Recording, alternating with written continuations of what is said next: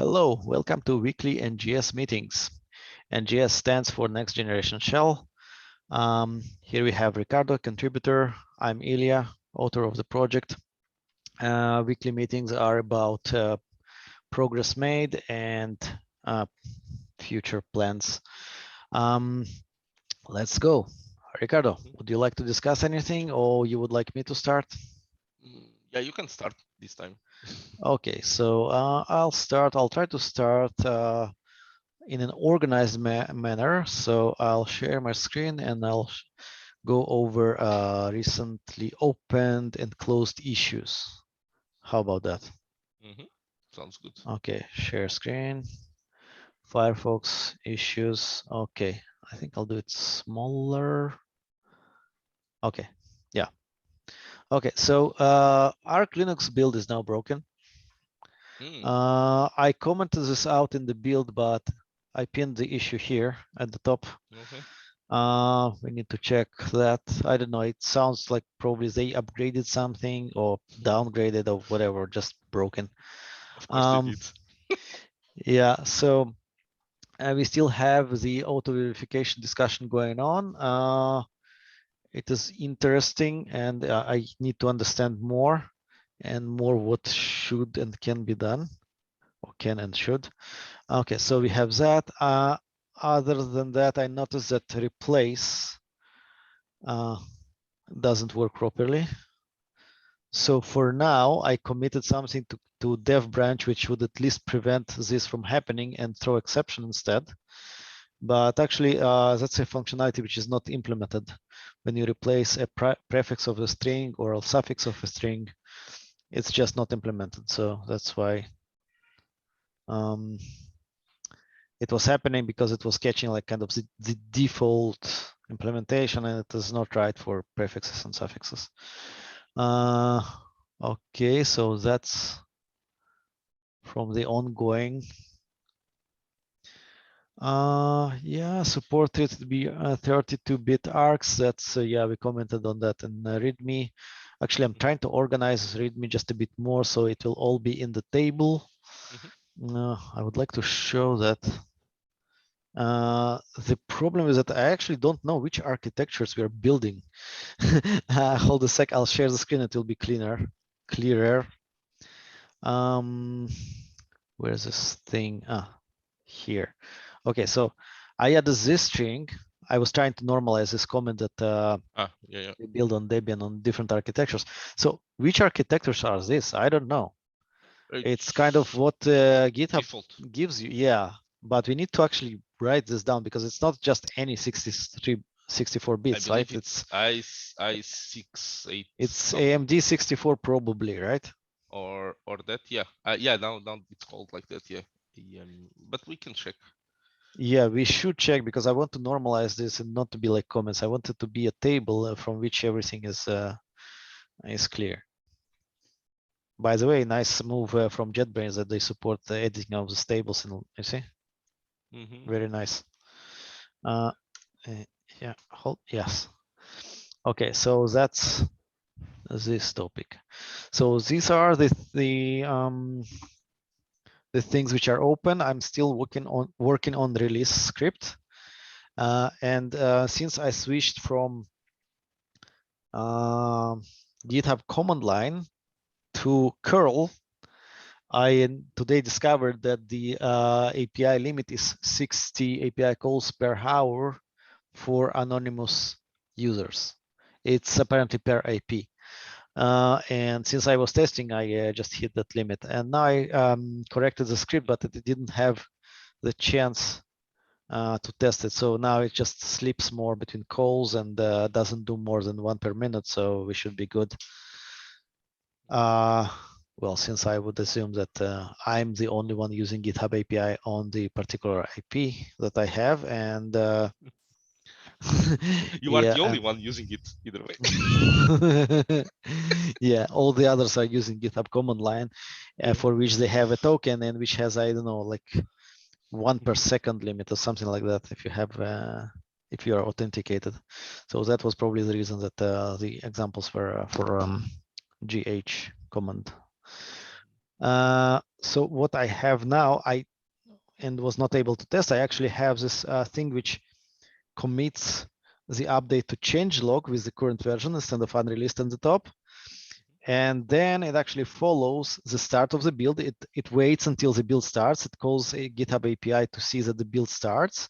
And it also waits for the build to finish properly. But I was not able to test that yet. By the way, I think I did not commit. Let's maybe take a quick look into how the script looks by now. Build release. Okay. So more slips. What I like is the retry function, the built-in, which is very helpful here.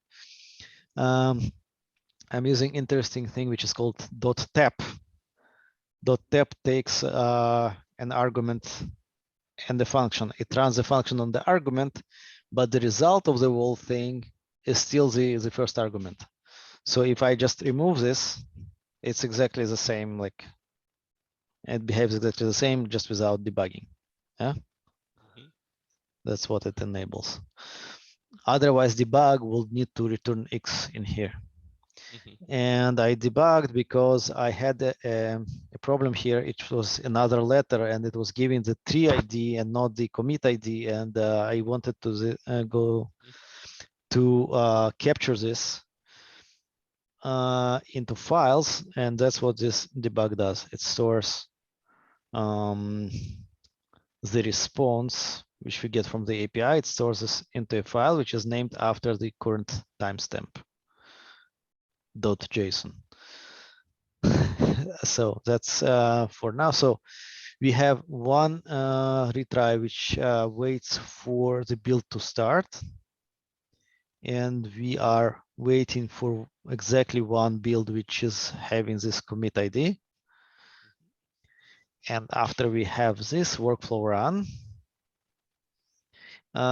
we then queries that URL of that workflow run, and we wait for the conclusion.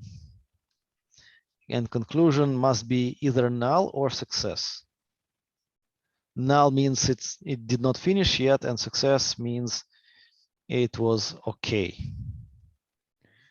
So what do we have here? So let's say we have null here, then this expression returns false, and that tells retry to continue to try. And if it was success, it means it tells retry to stop trying because it was successful. So, and if it is not null and not success, it will crash just here and this assert. So if the build failed, it will not continue. That's pretty much it for the script, and I guess from my side in general. Yeah, so I guess my side. Yep. So not much news. So I just assigned myself to this Arch Linux build is broken. So Okay, good. Start looking into that. Mm-hmm. Outside from that, I do require more information from you on the two other issues that are open, that are assigned to me. Because I don't know what to do there. Which issues and which information do you need? So 534 and 533. Okay. 533 and 534. Yeah. Yeah, hold a second. Declutter. Yeah, I need to know exactly what you mean by that. Yeah, can you maybe like comment here that you want more information? Yes, I will comment on about both. 533, that's the first time I think I hear that. How about 434? Also. Yeah, I opened these issues. Yeah, and yeah, if something not clear, you write it in the issue. Yeah, sure.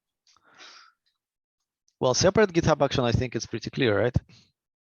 No, I don't know what you mean by that.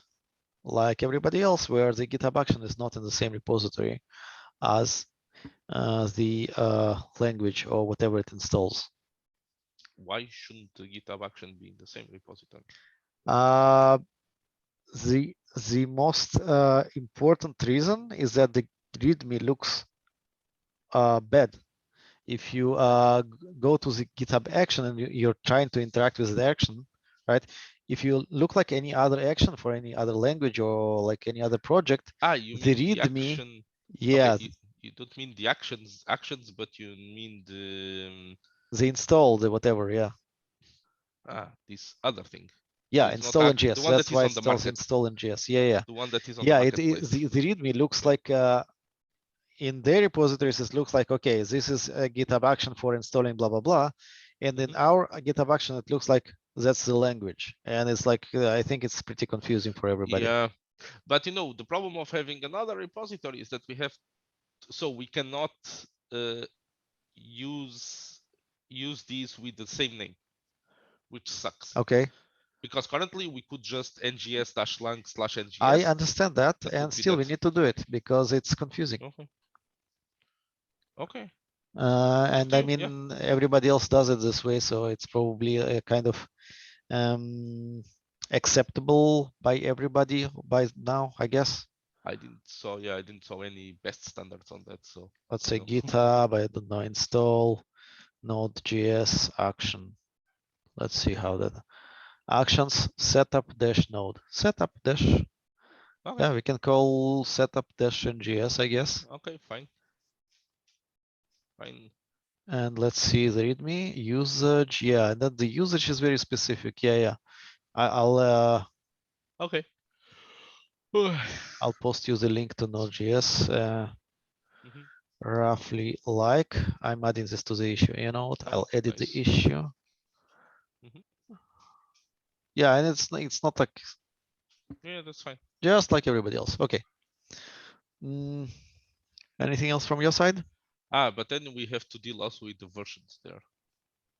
Because Well, also having it on the repository yeah, means but you that have like 10 different setup actions into which you can look and see. It's yeah. like probably with at v1, at v2, stuff like that. No, what I mean is no. They actually have parameters for that. now currently here, right? You see, Yeah, don't every look at time we this. release, Yes. Yeah, this is and automatically released. but we right? can have, yeah, but we can have our action, our workflow, which updates the action and to set, which sets, the default to the whatever version, or we can say that if the version is not specified, I think the action actually can take parameters, right? It's not about the action. It's about, if you have this in a separate repository, it means you have to release in both places. No,